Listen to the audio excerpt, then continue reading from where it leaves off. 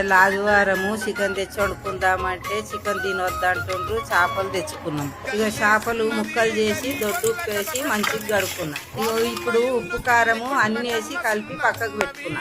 ఇంత జీలకర్ర మెంతులు ధనియాలు వేయించుకొని ఉల్లిగడ్డ వేయించుకొని మిక్సీలో వేసేటప్పుడు ఈ ఎల్లిపాయలు వేసుకొని రుబ్బి పక్కకు ఇంత నూనె పోసి ఇంత జీలకర్ర ఇంత పసుపు వేసి కలిపి పెట్టుకున్న ముక్కలు ఇక నూనెలు ఇచ్చిన.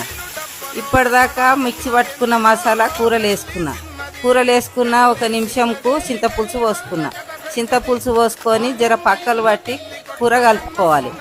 ఎందుకంటే కూరల గంట వెంటనే పెడితే కూర ముక్కలు ఇచ్చకపోతాయి. జర పులుసులా ముక్కలు మంచిగా ఉడకాలి. ఉడికినాక జర దగ్గరికి అయినాక కొత్తిమీర వేసుకొని పక్కకు అలా కలిపి పెట్టుకున్న ముక్కలకి వెళ్ళి ఇన్ని తీసి పెట్టుకున్నా. పిల్లల గురించి ఫ్రై కూడా చేస్తున్నా.